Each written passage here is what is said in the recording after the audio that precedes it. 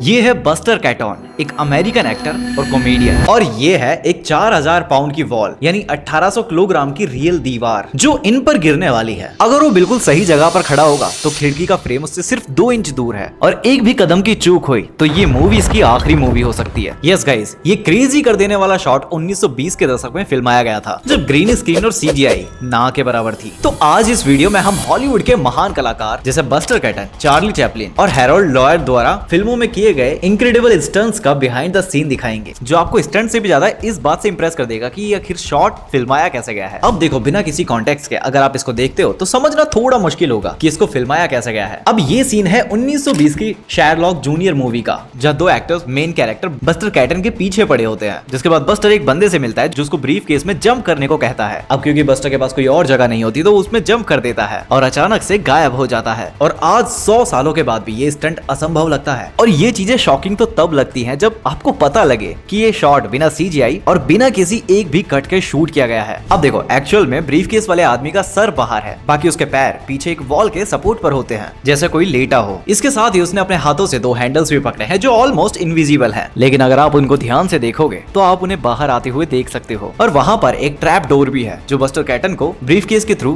कूदने और दीवार से पार होने पर आगे बढ़ने देता है। फिर जैसे ही बस्टर अंदर जाता है वो आदमी उस सपोर्ट से अपने पैर नीचे लाता है और इसी के साथ दरवाजा बंद हो जाता है। अगर आप ध्यान से देखोगे तो वो ड्रेस को पकड़ कर खड़ा है कि ड्रेस पीछे से खुली हुई थी। अब दोनों ही सीन्स को side by side full speed में समझते हैं। अब अगर आपको लगता है कि ये सिर्फ एक स्मार्ट कैमरा ट्रिक थी तो थोड़ा सा ठहरो, क्योंकि आपने अभी तक चार्ली चैपलिन का ये वाला सीन नहीं देखा। लेकिन इससे पहले हॉलीवुड के एक और लेजेंड हैरोल्ड लॉयड की 1923 की मूवी सेफ्टी लास्ट का one of the most famous scene ये है, जहाँ स्टोरी में हैरोल्ड के दोस्त बिल को बोल्टन बिल्डिंग पर चढ़ने के लिए $500 देने की बात कही जाती है, लेकिन बिल के पीछे पुलिस लगी होती है तो वो ये कर नहीं पाता। जिसके बाद हैरोल्ड खुद ही उस बिल्डिंग की चढ़ाई के लिए मान जाता है और बिल के साथ मिलकर प्लानिंग करता है कि पहले फ्लोर के बाद बिल क्लाइम करेगा। लेकिन स्टोरी में जब भी स्विच करने की बारी आती है तो किसी न किसी वजह से बिल क्लाइम नहीं कर पाता और ये scene as a iconic comedy दिखाया जाता है। जिसके बाद वो फाइनली बिल्डिंग के टॉप पर पहुंच जाता है और वहां से गिरने वाला ही होता है, तभी वो वॉल क्लॉक की सुई को पकड़ लेता है। और ये सीन बहुत ही चालाकी से लिया गया है। देखने में लगता है कि हैरोल्ड काफी ऊंची बिल्डिंग पर है, लेकिन वहीं अगर आप इस सीन को जूम कर देखोगे तो ये पूरा सेट एक बिल्डिंग की छत पर बनाया गया है और साथ ही इल्यूजन पैदा करने के लिए एक सही एंगल पर कैमरा सेट कर दिया गया है, क्योंकि अगर कुछ गलत भी होता है तो हैरोल्ड खुद को काफी कम दूरी से बचा पाते हैं। अब देखो, Charlie Chaplin silent film era के मोस्ट फेमस एक्टर थे और अपने अतरंगी स्टंट्स और आइकॉनिक सीन्स की वजह से डेफिनेटली उन्होंने हॉलीवुड लेजेंड का टाइटल कमाया है। अगर आपने पहले से नहीं देखा है तो मैं आपको पर्सनली रिकमेंड करूंगा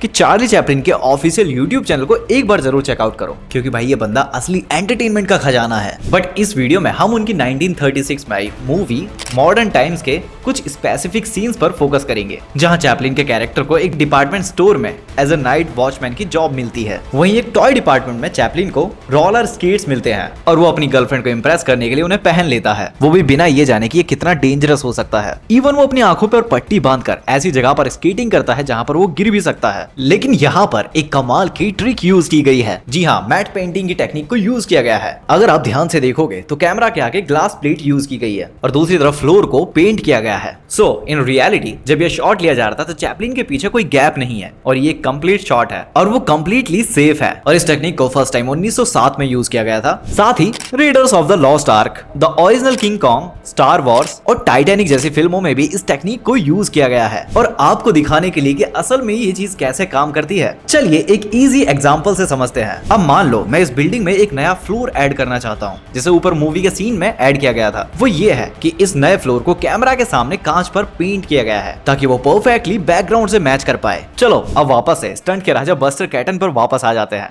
ये स्टंट उनकी 1922 की फिल्म डे ड्रीम से है, वही क्लासिक बस्टर कैटल स्टाइल, जहां पुलिस उनके पीछे पड़ी रहती है और उनसे पीछा छुड़ाने के लिए वो सड़क पर जा रही एक स्ट्रीट कार जो कि बहुत तेज चल रही है उसको पीछे से पकड़ लेता है और पुलिस से खुद को बचा लेता है। अब ये पता लगाना काफी मुश्किल है कि स्टंट को कैसे किया गया होगा, लेकिन अगर आप अपनी चील जैसी निगाहों से देखोगे तो देखना उनके सूट के पीछे वाले हिस्से पर एक तार जुड़ा हुआ है। वहीं और ध्यान से देखने पर उनको उठाने वाली एक पुलिंग मशीन की शैडो आपको जमीन पर दिखाई देगी। अब देखो, इस ट्रिक को समझाने के लिए रियल टाइम वाला एनिमेशन देखो। अब मैंने इस ट्रिक को इस इस एनिमेशन के थ्रू समझा, जहां उस वायर को थोड़ा सा मोटा दिखाया गया है जो आपको इजीली समझ में आए। अब फिल्म में देखो वायर बहुत पतली और ऑलमोस्ट इनविजिबल है, but all thanks to background motion जिसकी वजह से वो दिख गई। नेक्स्ट है बस्टर केटन की 1928 की film stream boat bill junior का ये आइकॉनिक सीन, जहां पूरे टाउन में काफी भयंकर तूफान आया हुआ है और बस्टर केटन की आंख एक ऐसे हॉस्पिटल बेड पर खुलती है जिसकी छत और दीवारें तूफान से उड़ चुकी हैं, और उसी तूफान में उसका बेड हवा से घसीटता हुआ उसको शहर के एक बिल्डिंग के पास पहुंचाता है जो जल्द ही गिरने वाली होती है। फिर उस तूफान में उसका बेड भी उड़ जाता है और जैसे ही बस्टर खड़ा होता है इतने में पूरी दीवार उन पर गिर जाती है, लेकिन विंडो के दोनों तरफ सिर्फ 2-2 इंच का गैप था। तो चलो जानते हैं कि बस्टर केटन ने इस सीन के बारे में खुद से क्या बताया था। तो उनका कहना था कि विंडो को इस तरह बनाया गया था कि दोनों कंधों के साइड्स में 2 इंचेस का गैप रखा जाए और फ्रंट से भी 2 इंचेस का गैप रखा गया है और नीचे एडियो के पास भी 2 इंचेस का गैप रखा गया और उस जमीन को मार्क कर दिया गया था। अब जहां मेरी एडिया खड़ी थी वहां पर 2 कीले ठोक दी गई और फिर उस घर को वापस खड़ा करा गया और बिल्ड की गई एक दीवार जो कि नीचे से जुड़ी हुई होती है और छत पर छुपी 3 रस्सियों से उसको जोड़ा गया था। वही डायरेक्टर के एक्शन बोलते ही छत पर छुपे 3 क्रू मेंबर्स उन रस्सियों को काट देते हैं और जिस मोमेंट पर डायरेक्टर एक्शन बोलता है तो गौर से देखने पर आपको पता लगेगा कि रस्सी